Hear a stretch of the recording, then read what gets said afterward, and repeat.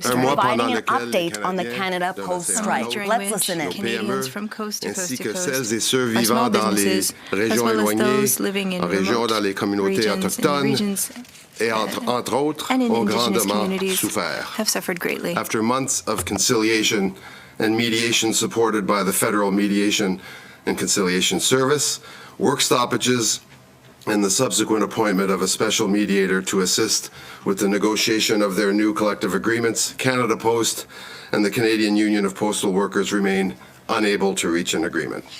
Canadians are rightly fed up. Les Canadiens en ont ras-le-bol. Canadians are En rightfully tant que fed ministre du Travail, As j'ai la Minister of responsabilité Labour, I have de a protéger responsibility to les protect Canadiens, l'intérêt public, Canadians en in maintenant the la public's paix interest by industrielle maintaining industrial et en peace respectant les while droits des respecting the parties rights impliquées of the dans ce parties conflit. involved in this C'est pourquoi dispute. je suis ici aujourd'hui That's why I'm here pour to annoncer que announce j'apporte une that I'm here solution today pour to announce that promouvoir I'm des bringing conditions forward a solution favorables to au promote règlement de ce conflit de conditions travail conducive to et resolving ainsi this labor protéger dispute les intérêts and thus protect des the Canadiens. interests of all Not Canadians. only have the parties been able to show any progress towards an agreement, the federal mediator has now informed me that the negotiations between both parties are now, in fact, going in the wrong direction. So I'm here today to announce that I am applying a solution to promote conditions favorable to the settlement of this labor dispute and protect the interests of all Canadians. Today I've used my powers under the Canada Labour Code. It is my view and the view of the FMCS that the parties are at an impasse. I have asked the Canada Industrial Relations Board, if they also determine that there is an impasse, to order Canada Post and all employees represented by CUPW to resume and continue their operations and duties and to extend the terms of the existing collective agreements until May 22nd, 2025. During this time, an Industrial Inquiry Commission will be established. Mr. William Kaplan will fill the role of Commissioner. He is an experienced negotiator and has a clear understanding of Canada Post and its union. The Commissioner will be tasked with examining the structural issues preventing the resolution of the current labor dispute. The IIC will be required to submit a report to me and the parties outlining their findings and recommendations by May 15th, 2025. The review could provide the basis of a path forward on how to amend the collective agreements and clarify the structures, rights, and responsibilities of the parties in collective bargaining. The inquiry will have a broad scope as it will examine the entire structure of Canada Post from both a customer and business model standpoint, considering the challenging business environment now facing Canada Post. Donc aujourd'hui, j'ai utilisé mes pouvoirs en vertu du Code canadien du travail pour intervenir. Je suis d'avis, tout comme le SFMC, que les parties sont dans une impasse. J'ai demandé au Conseil canadien des relations industrielles s'il était du même avis ici dans l'affirmative d'ordonner to order Canada Post and the CUPW employees to resume and continue their work and to extend the terms of the existing collective agreements until May 22nd, 2025. During this time, a Commission of Inquiry into Labour Relations will be implemented. Will be established, rather. William Kaplan will serve as a commissioner. He has an extensive negotiating experience and a thorough understanding of Canada Post. The Commissioner will be responsible for examining the issues preventing the resolution of the current labor dispute. The IIC will submit a report to the parties and to me containing its findings and recommendations by May 15, 2025. This review could chart a course for amending collective agreements and suggest any necessary modifications and could also clarify the party structures, rights and responsibilities in collective bargaining. This inquiry will be broad in scope, examining the entire structure of Canada Post from both customer and industry perspectives, taking into account the challenging business environment facing Canada Post. L'arrêt de travail en cours à Post Canada a des conséquences importantes pour The les work Canadiens, stoppage at les Canada Post entreprises has significant canadiennes et les organismes de consequences for charité à Canadians, travers le Canadian pays. businesses, and charitable It is the organizations government's across the country. responsibility to maintain industrial peace, and Canadians must be assured that their government will take all necessary actions to protect them, especially when the safety and prosperity of workers and communities are at risk. I am making this decision to protect the interests of all Canadians. It is not a decision I take lightly, but in this situation, it is the right one. First, the business impacts. During the strike, Canada Post cannot process an estimated 1 million parcels per day.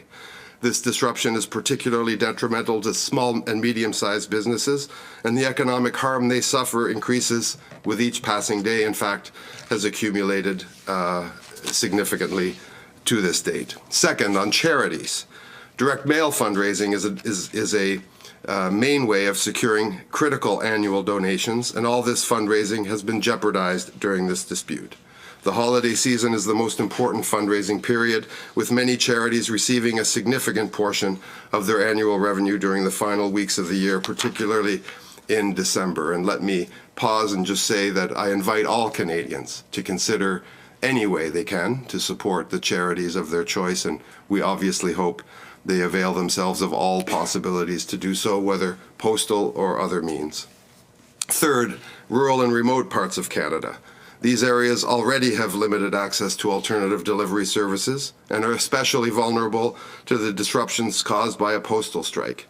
In some of Canada's most remote regions, Canada Post is the sole delivery provider. Fourth, for Indigenous communities. The strike is having a severe impact, particularly those in northern and remote regions. Indigenous communities in the north that already have significant challenges related to access and infrastructure are disproportionately affected by the disruption in postal services. These communities rely heavily on Canada Post for essential deliveries, including medicine, goods, and resources that are vital for their well-being. The strike worsens existing challenges for Indigenous peoples, making it even harder for them to access goods and services they rely on.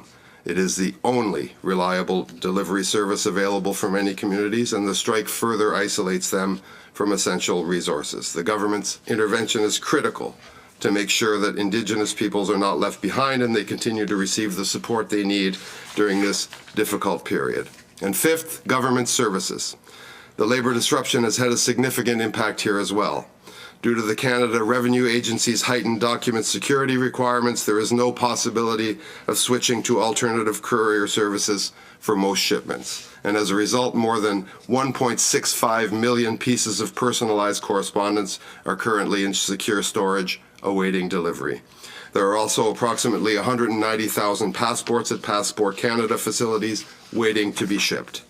Plusieurs documents essentiels sont aussi retenus en otage durant cette grève. Au Québec, on a appris ce matin. In Quebec, we learned this morning, and as elsewhere in the country, these include health insurance cards, driver's licenses, and license plates. Immigration, Refugees, and Citizenship Canada reports significant backlogs in delivering other critical services, including 50,000 permanent resident cards that are yet to be mailed, disrupting the processing of temporary residence applications.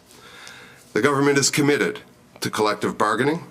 It's not easy, but we've seen time and time again that it produces the strongest, most enduring agreements to the benefit of workers and employers alike. Je tiens à réaffirmer que les accords négociés sont encore. I want to reaffirm that negotiated agreements are, still, and always will be the best way forward. But both parties must be present at the negotiating table and be prepared to negotiate in good faith. It is with this in mind that I intervene today. I want to provide the parties with a solid basis for resuming negotiations and reaching a common ground as soon as possible, once the Commissioner will have published his report in May. Agreements between the parties in a dispute are the best way forward, but both parties need to be at the table and be prepared to negotiate. It's with this in mind that I am intervening today to make sure both parties have a solid foundation to resume negotiations and reach a mutual agreement as quickly as possible, and once the Commissioner publishes his report in May of next year. Je vous remercie. Thank you very much. Thank you, Minister. We'll start in the room for questions, and then we'll go online. If you are joining by Zoom, please use the raise hand function so that I know you want a question. We will start in the room with Valérie Gamache. Bonjour, Monsieur le Ministre. Il y a beaucoup de choses. Good morning, Mr. Minister. Premièrement, pourriez-vous clarifier Firstly, donc, le can Conseil you des clarify? So the Industrial Relations Board will be looking at this. I imagine you are hoping for the resumption, for service to resume on Monday. Do you believe that Christmas gifts that are currently stuck will be delivered in time? Je suis quelqu'un de très familier avec les espoirs des enfants canadiens, des familles canadiennes. Et effectivement, Canadian families and children, avec tout le reste que je viens de souligner, and with everything else that I have said, on est à Noël. Donc, je vous mentirais si je vous disais que ce n'était pas une considération pour moi. I would be lying if I said that this wasn't a consideration for me. Le CCRI est un organisme, une agence indépendante. We're talking about an independent organization. They will take the necessary measures. I will ask them to make a decision soon. Both parties will need to be heard, and hopefully they will reach the same conclusion as I, that there needs to be an agreement reached and activities need to resume at Canada Post. If that can be done and be done quickly, and again, it will be up to them to do this. I hope that activities will resume early next week. And on this 6-month inquiry, the Commissioner will have to focus on Canada Post's mission as well as on the labor dispute. Yes, the board Ce n'est pas une will surprise pour personne que Post Canada fait face à quite de general nombreux tasks. défis. Nobody is surprised by the fact that Canada Post is facing numerous challenges. It's an industry that has seen quite a few structural changes regarding competition and delivery models. The union has reflected on these topics, and the corporation has also thought about this, and the Commissioner will hear from both and will have the ability to carry out that work and give a report. Mr. Kaplan is already knowledgeable on Canada Post, has been a mediator in the past. He understands the issues. He is available. He is well known and respected by the different parties. Thank you. We'll go to Nick Murray from the Canadian Press. Hi, Minister. I know in your remarks you mentioned that, particularly for small businesses, they make up a large chunk of their revenue in the final weeks of the year. I presume you're thinking Boxing Day sales, but those businesses also have large revenue boosts in the lead up to Christmas as well. So I'm wondering, it might be too late for a lot of businesses to get those sales in, presumably because there's a large backlog of mail now. So I'm just wondering, in hindsight, did the government wait too long to come to this decision? I'm not unaware. Obviously, every day when you're the Minister of Labour, you try and keep your ear to the ground, and I have, to perhaps understate it, heard very clearly from small and medium-sized businesses across Canada, and I understand their frustration. It's a significant time of year for them. It is a significant piece of their own supply and delivery chain that has been affected. We do have a labor code in Canada. It does afford unions the right to strike. They, and they alone, selected the timing of this, they meaning the parties, because there's a strike and a lockout in effect. It also must be underscored. And these parties have not reached an agreement on their own for a long, long time. I wanted to give them every possibility of doing that. We devoted every bit of mediation and other resources that we could. I myself have had direct discussions with these parties on many occasions. We wanted to reach a sustainable agreement between these parties, but obviously this week, in fact, as I said in my remarks, the talks took a turn for the worse. So I understand. I have an extreme amount of sympathy for those who have had disruptions to their business and other affairs. Many Canadians have been affected by this work stoppage, and I have acted today to make sure that those effects are attenuated.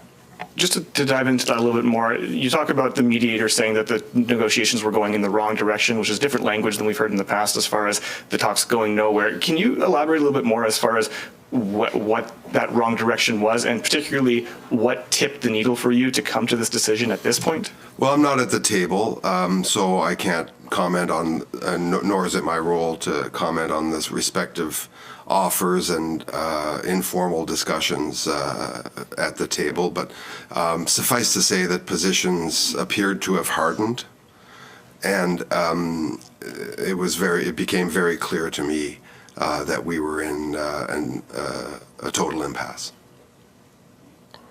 We'll go to Rahim Mohammed from National Post.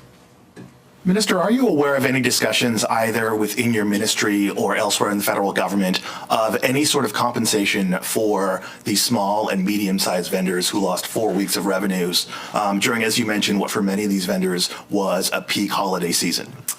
The law does not envisage compensation for labor disputes. We have, there are labor disputes all over the country at many times that affect different components of the economy. Of course, those structural ones, you've seen me sitting in this very chair before, where the government and I felt we needed to act in the interests of Canadians.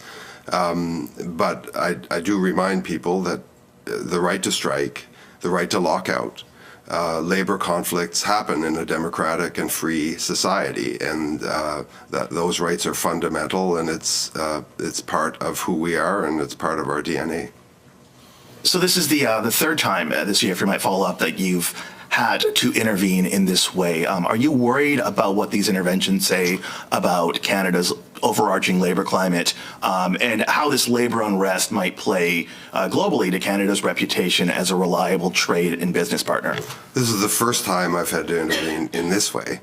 And we've come up with what I think is an imaginative proposal to end the conflict in the near term and provide a path forward to both parties so that they can come themselves to a negotiated agreement. This will make no one happy, by the way, who's at the table. But as Labour Minister, my job is to work for, my bosses are Canadians, and Canadians particularly who are suffering unduly from this dispute. With respect to this question that I get quite often, I would invite those who think strikes are abnormal to look around the world, to the UK, to France, to the United States, where significant and major labor disputes have and are ongoing. Reputationally, what I would say is it's actually a sign of strength that we have collective agreements being signed all the time. We're here talking about those who don't get signed or get signed with great difficulty. And that's when I have press conferences. Maybe I should have more press conferences when they happen the old-fashioned way, because there's lots of those. There's been many achieved, in fact, in the past few weeks. So reputationally, I think Canada shines for having a very strong labor management system. Our provinces, the federal government, those industries in federal jurisdiction are strong. The country is full of promise, and we want to make sure that we have competitive companies with well-compensated, safe, and secure workers. That's what our system is designed to do. That's my job make sure we have a great economy that supports the lives and the livelihoods of Canadian workers. And it's an inspiration to me that we have this system that, yes, sometimes requires an intervention like this one, but most of the time provides the best quality of life on the planet to Canadian workers. Thank you. We'll go to Marina from CBC. Hi there, Minister. You called this solution imaginative, and my understanding is this is not binding arbitration. So can you explain to Canadians what specifically the government is doing here and how it works? So we're calling a timeout. We're asking an outside, independent, experienced veteran arbitrator and now commissioner to examine the structure of Canada Post, examine its collective agreement, examine its arrangements with its employees and its business plans, and come forward with some proposals on the way forward, hopefully proposals after he speaks with the parties, that they can find some reflection of their aspirations within. And so that's why it's imaginative. We don't do this every day, but for reasons of immediacy, we're acting now, and for reasons of sustainability for Canada Post and its employees, we've put this process in place. So for clarity, I understand the commissioner part, but how are you getting Canada Post workers, as you said, back to work next week? Can you explain to Canadians what that looks like? Yes, so I have directed the Canada Industrial Relations Board to determine if they see the prospect of a negotiated settlement in the near term, the very near term. If not, if they reach the same conclusion that I have reached quite conclusively, then they shall emit a directive to resume activities at Canada Post and extend the collective agreements till May 22nd. Thank you. We'll go online now to Marco from iPolitics. Hey, Minister. Thanks for taking our questions. I wanted to follow up on Marina's question. When it comes to the fact that this isn't ordering binding arbitration, why are you opting for what you've termed this creative solution as opposed to maybe stepping in and with something, a bit more decisive, like imposing binding arbitration? Well, thanks, Marco. As I answered earlier, it's been a long time since these parties reached an agreement on their own. And there are the profound structural issues that I think everyone is familiar with in that industry and specifically pertaining to Canada Post.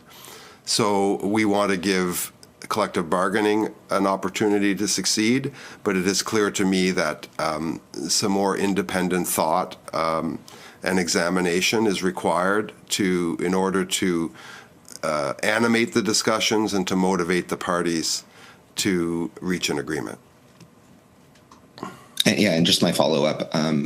In terms, the last time a deal was made for Canada Post workers, if I'm not mistaken, it required using back-to-work legislation. It seems like a similar thing happened at the Port of Montreal. Do you think, is this kind of an indication with, you ordering the industrial inquiry that the issues at the table when it comes to Canada Post workers were really significant, and maybe, you didn't anticipate how big the challenge would be when these talks, when the strike first started, excuse me? Well, they're always significant, and Canada Post negotiations always seem to be difficult negotiations, and these parties have struggled to reach agreements on their own in the recent past for sure. So that's why we applied what we believe is an imaginative solution to trying to assist these parties to reach an agreement and to give them the time needed to perhaps reflect on and obviously advocate for with this commission the solutions that they have in mind. Thank you. We'll go to Laura. So let's Osman from recap what the federal labor minister said. He is asking the Canada International Relations Board if they see a solution for the strike in the near future. If it's a no, what he's saying is that he is suggesting what he called a timeout, meaning that Canada Post workers will go back to work on Monday under the old collective agreement until May 2025. In the meantime, there is going to be a commissioner of inquiry of labor relations that's going to be appointed. And this commissioner is going to see the issues between Canada Post and CUPW workers, see how they can be resolved and figure that out until May 2025. Now, he is saying this is protecting the interest of all Canadians. Canadians are fed up. This is impacting small, medium-sized businesses, charities, Indigenous communities. He didn't say whether or not the Christmas parcels will make it on time. Of course, he's hoping that there's going to be a major effort for this, but we'll keep following this story for you.